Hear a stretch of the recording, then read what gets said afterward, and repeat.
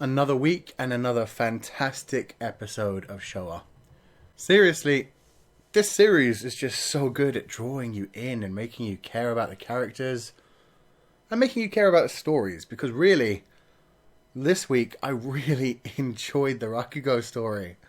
It was so damn good. I mean, we didn't even get to see Yakumo do a Rakugo story this week, but we saw Sukeroku perform his Yume-kin story, I think it was, Dream Gold, which was just all kinds of funny. I really enjoyed the performance. The voices were done well. The story overall was good. A very cliche ending that's been overused as hell by nowadays, but damn, it was still so enjoyable. And it continued the overarching plot of Yakumo never really having time to study, whereas Sukeroku never did anything but Rakugo. Which is really harsh, man. I mean, I can't believe Yakumo's letting him get away with this. Sukeroku's staying in his house, never working. Yakumo's working his ass off at a cafe while also trying to do Rakugo, but never really having time to study. He still goes to visit their master when he can and is getting tips from him, whereas Sukeroku just skips that every time. Oh, man. It is legit just Sukeroku doing whatever the hell he feels like, whenever the hell he feels like, and getting away with it because Yakumo's looking after him like a wife. And this episode, man, it gave me so many more of the feels that Yakumo is in love with Sukeroku. I mean, all the faces that he pulls when he's watching Sukeroku do his thing. When they were, like, walking home together, there were a couple of moments that Sukeroku would, like, lean into him and Yakumo looked really happy about it. Right after that, when he pinched Sukeroku's mouth and then was, like, adjusting his kimono for him. It can't just be my imagination at this point, man. And it can't just be, like, something that the mangaka threw in because she's so used to doing boys' love. It's got to be that Yakumo did have feelings for Sukeroku and he probably just doesn't even acknowledge it himself 100%. I mean, in this episode, it also felt like he was trying to make Sukeroku jealous when he was asking him, should I go visit that girl? And Sukeroku definitely was jealous, just not in the way Yakumo was hoping. Sukeroku was jealous because he obviously wanted Miyokichi for himself. He was just not all jealous about the fact that Yakumo was going out. So that was kind of funny. And god damn, the girl, Miyokichi, we have to talk about her because she's incredible, man. She is just that classic seductress character that's totally able to make you do what she wants. I mean, she has their master wrapped around her finger so damn well. I mean, you said like he met her in Manchuria. He looked after her while he was over there, and now he's snuck her back into Tokyo. He's got her as a mistress. Which is really devastating, considering in the last episode we saw how happy him and his wife were to be back together. And now in this one, which is probably not even a full year of time forward, we find out that he's got a mistress that he snuck into Tokyo and is taking care of, and god damn. Even this bitch, Miyokichi, she's straight up like being his mistress, but at the same time, she's making moves on Yakumo because she likes Yakumo. She knows that she can learn a lot from Yakumo and use him since Sukeroku is already doing that. I mean, don't get me wrong. I'd love to believe that Miyokichi is interested in Yakumo because he's a different kind of person. Like, she's doing the whole geisha thing. She's so seductive. She said herself that all the guys just try to undress her with their eyes. Whereas Yakumo obviously doesn't do that because he ain't taking none of her shit. But I don't think so. I think she does just want to use him while she can, and then she'll move on to the next big thing. I think she's gonna cause some big troubles between Yakumo and Sukeroku. Like, legit, even for the preview in the next episode, you see like Yakumo dressed up in like hippie gear, which is so funny because it's so not him, and it looks like he is living together with Miyokichi at that point.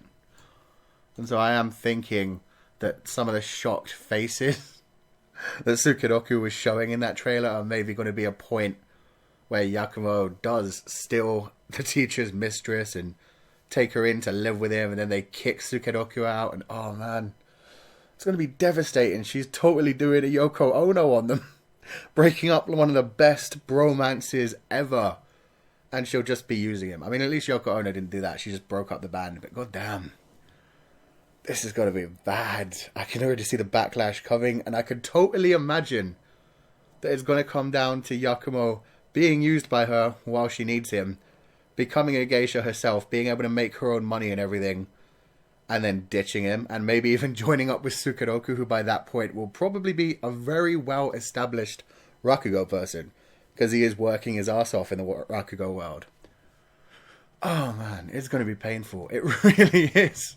And I'm kind of looking forward to it, because the drama in this series is so good. And they've built up this bromance so strong. Half of me doesn't want to see it to break, but the other half of me is like, yes, bring on the drama, bring on the feels. I just want to see them make up by the end. But that's what I imagine. They're going to have a big fight when it comes to this girl. I'm thinking this will be the main girl from the first episode's mother. And then it will turn out Sukeroku does get with her and she has Sukeroku's child. But I think that Sukeroku and Yakumo will make up right before Sukeroku dies, and then it'll be really sad. And I mean, there are a lot of parallels that are being drawn, again, from Yotaro. Yotaro? Yeah, Yotaro. And Yakumo's stories. Because Yakumo is now being continuously told by his master, you need to find your own form of Rakugo.